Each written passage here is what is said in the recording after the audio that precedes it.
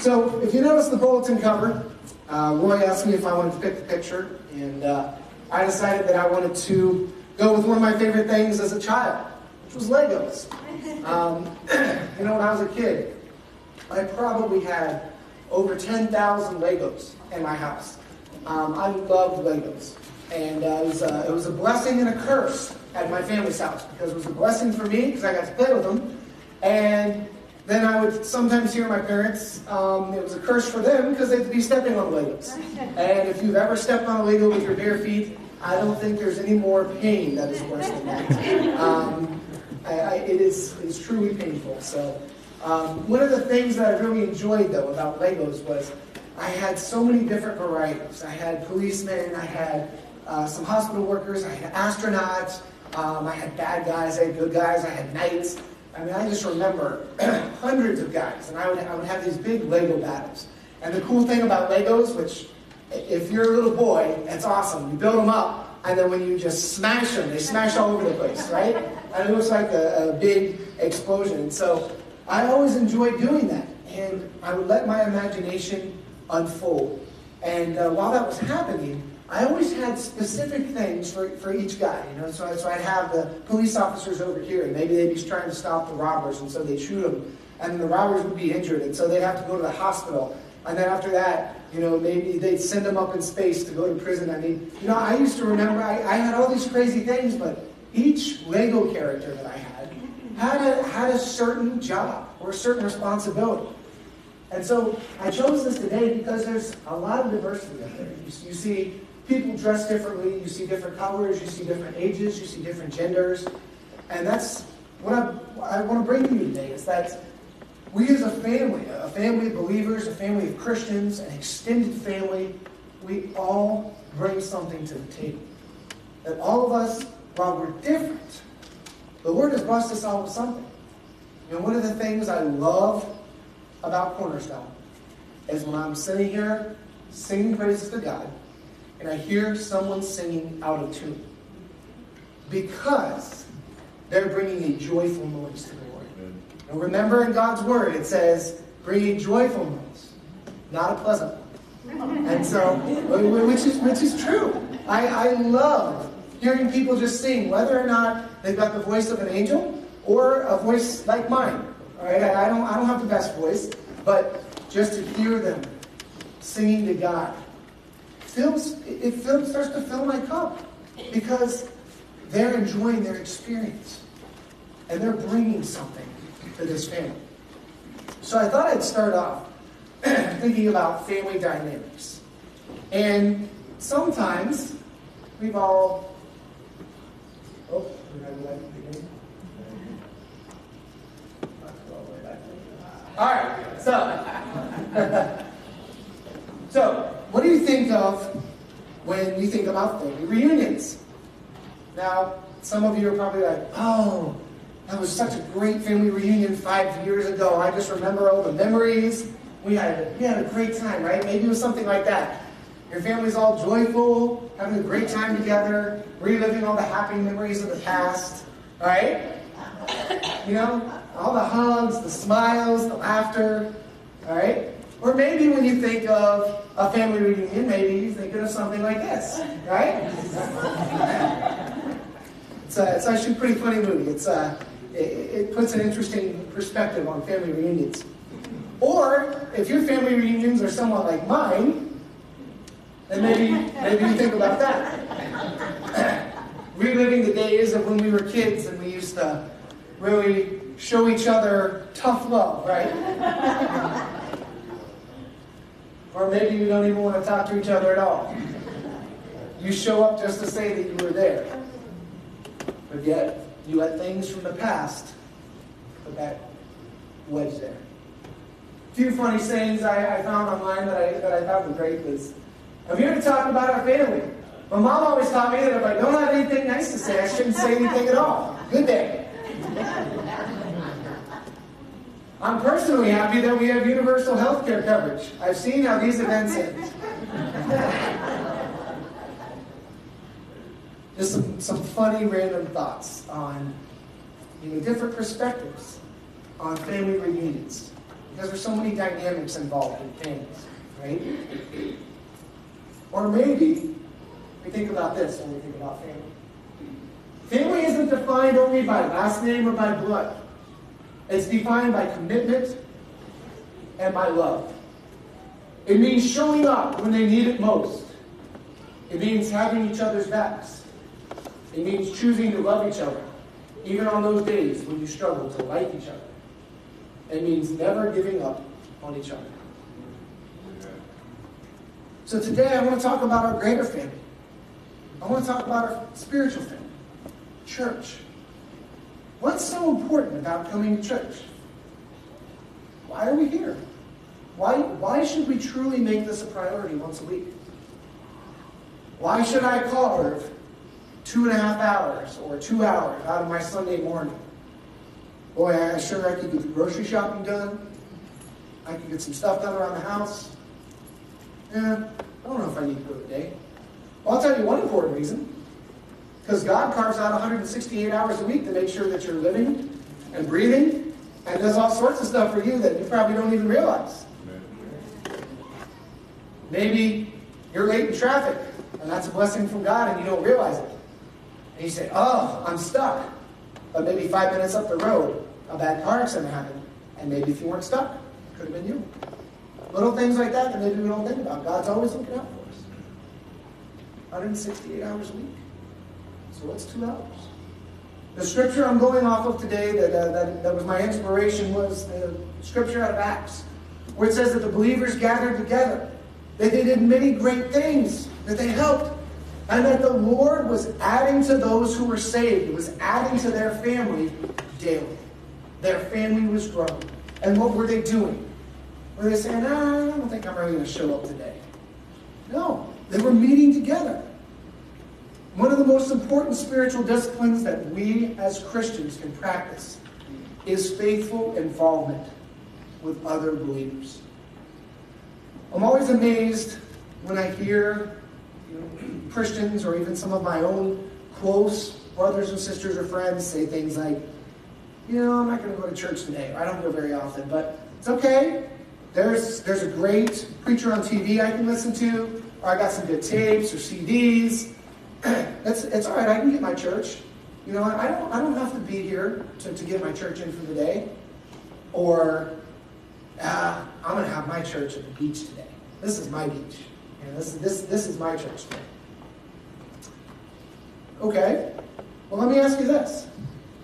At the beach, you gather your stuff, right? You gather your umbrella, a towel, you gather your drink, your book, your sunscreen, all that. You get out there to the beach, and let's be honest.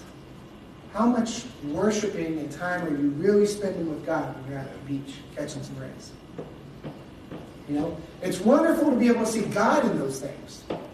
It's wonderful to maybe go out there on a Saturday and see God's creation. But to say that can be a replacement for coming together on Sunday morning, you can't do that. God calls us to be here. There's a reason why it's important for us to meet together as believers. I've also heard some people say, my small group that I have, that's my church each week. That's where I go to fill up. I don't need to be there on Sunday. But the truth is, we do. And it's not for our good. It's not just for our good. Yes, don't get me wrong, it's important that we be here. But think about everything that your brothers and sisters get out of you being here. There are people, I know when people aren't here, and I miss them. I notice when there are certain people aren't here. Because maybe one of the things that I get out of service from them is saying good morning to them or seeing their smile. One of my favorite things right now in the Cairo Youth Ministry that I absolutely love is working with Drew and showing up early for Cairo each week. When we're getting things set up, he and I will have random conversations and we'll laugh and we'll talk. And one of the best things is when we make a joke, sometimes he's got this really funny, goofy laugh, and I'll start a funny, goofy laugh, and we have a great time. And we're building each other up by being there for one another. In Hebrews, chapter 10, verses 24 through 25, it says, "Let us consider one another in order to stir up love and good works, not forsaking the assembly of ourselves together as in the manner of some, but exhorting one another, and so much the more as you see the day approaching." Let us not forsake giving up this day that's set aside to come together, to worship together. We all have something special to bring. We all do. And I think one of the biggest things that we can do in the church is to shift our perspective from walking through that door and saying, "Man, I really hope I get something out of service today. That sermon better be good, because I drug my butt out of bed." That's not the way it is. We should come here every Sunday and say, "I'm going to pour myself out. I'm coming to worship you, Lord. This is my time to worship you." And in doing that, and spending time and interacting with your brothers and sisters, you will receive so much more than you give if you come with that servant's heart and you pour yourself out to God. So what does it mean to stir up love and good works? Why do things need to be stirred up like that? What can we do? Why is it necessary that other Christians be involved in this process? Why is it important? Why do we need our brothers and sisters? Do we? Yes. Why? Can't I handle things on my own? I got God. I don't need fellow believers. I got God. I got the Almighty on my back. We can do it on our own, right? No. When Christ sent out his disciples, how did he send them out? 2 by 2. Absolutely.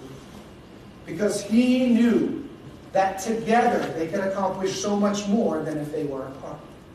That they could be there for each other. That they could have those difficult conversations. That one could say to the other, "Well, you know what, I think when we were back here doing this and you were talking to these people, maybe you didn't say that so good." You know? They were there to help each other out, to hold each other accountable, and to build each other up, to make a better team. We as a church on Sunday, when we gather together, this is our time as a family to set aside, to spend time not only with God, but our brothers and sisters. See, the thing that encourages me, that I love, I miss my blood family a lot, because I don't get to see them too often.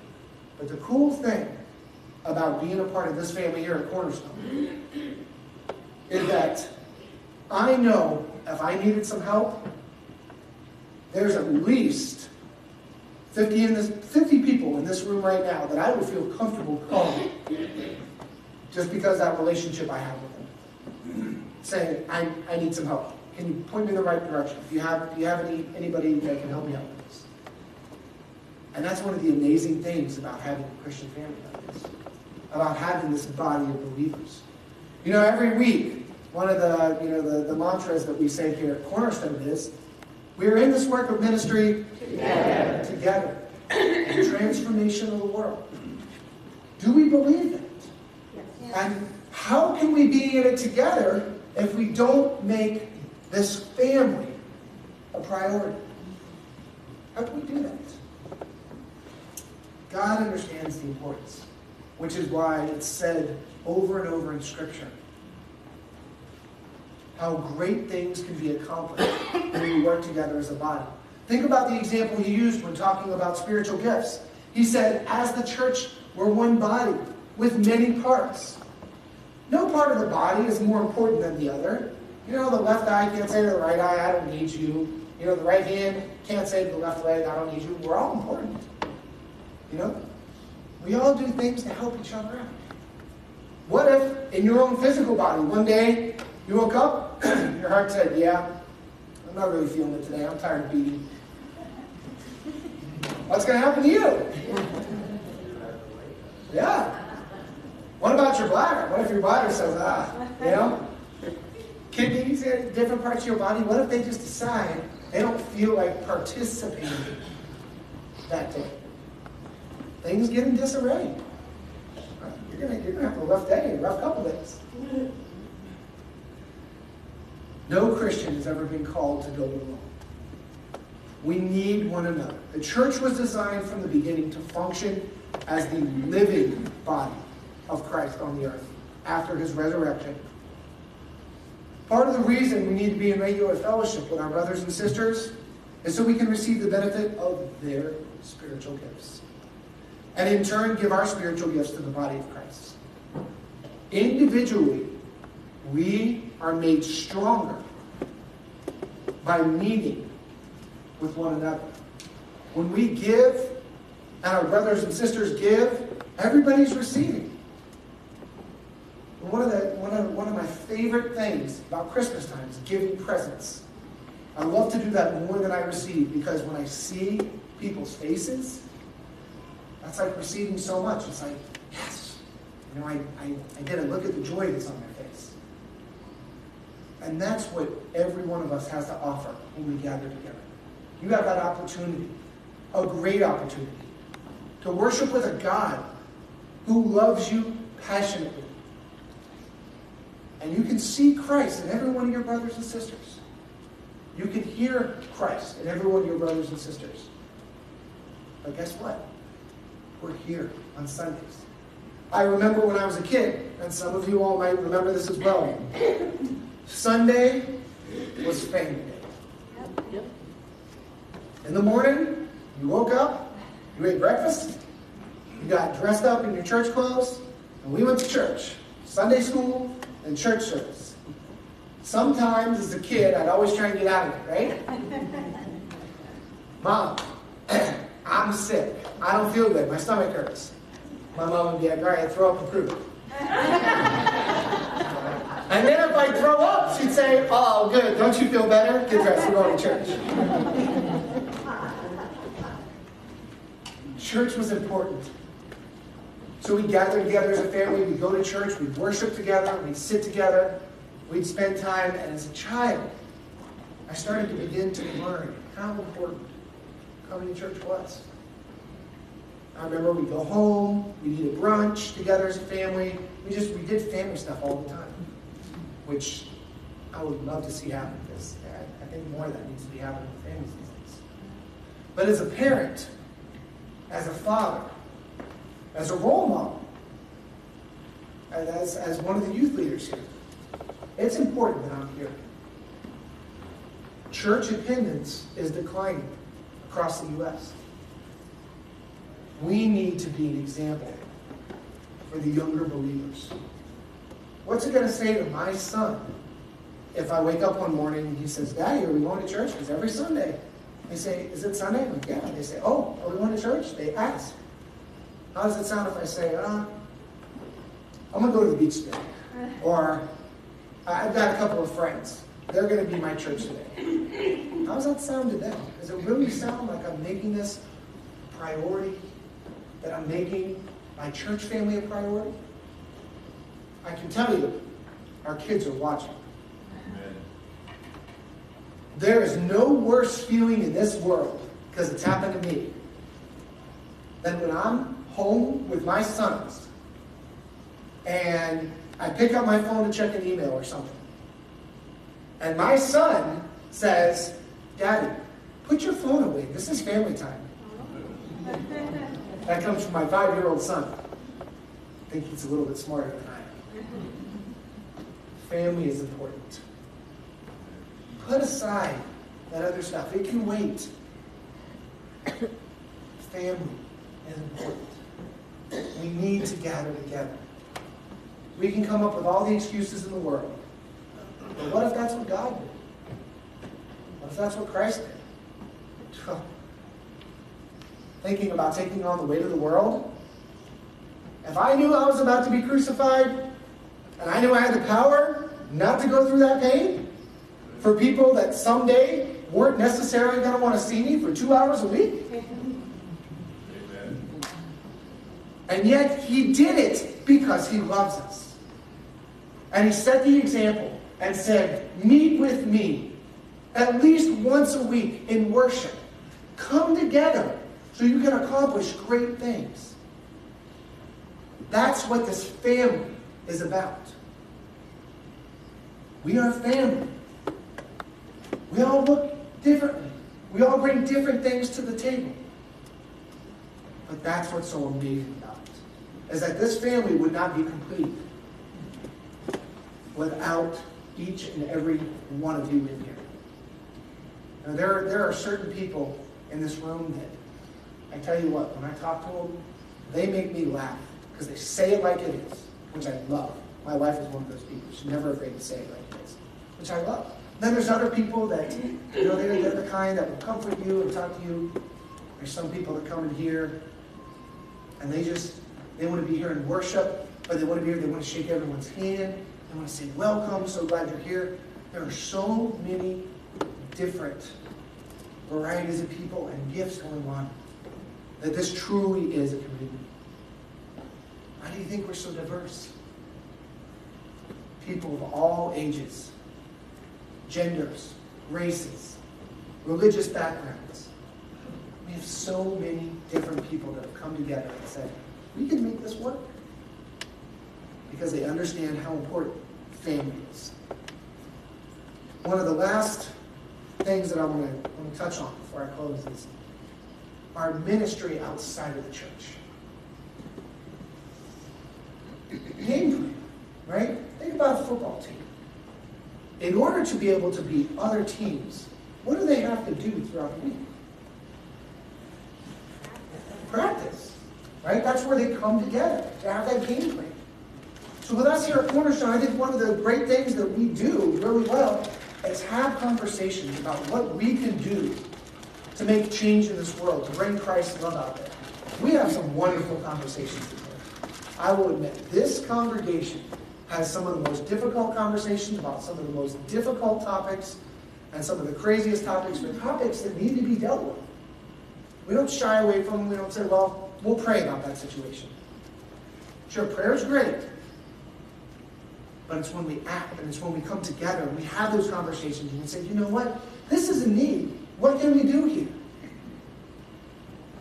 I'm going to toss one example out here. I didn't use this earlier, but now that she's here, Jan Etzel had a vision for this community garden.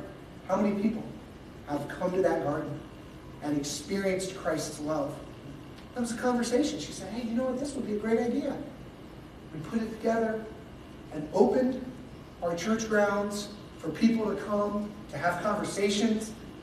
And I've met new people that they came here by first participating in the garden because they felt welcome, because they felt like, wow, you all really want new people here. It doesn't matter where I come from. And that's what we can do when we meet together on Sunday. We can gather together as a family. Don't push us aside. Understand the importance of meeting together. Sorry if I brought any tears to anybody, guys. I'll be honest. I cried the first time I saw that. I'm a big softie on the inside. That's just something to get us to think. How many times do we push stuff aside? How many times do we say, it's not that important? Oh, I can do it. I can be there next week. I'll be there, and then the next week comes. No, I'm too busy this week again. Don't worry, I'll get back to church. It's time to come home once a week, to be here as a family, to laugh together, to cry together, to spend time worshiping Christ together. It's time to come together as a family every week. Make this a priority in your life. Meeting together is important. We are a family. We're a family. In the name of the Father, the Son, and the Holy Spirit.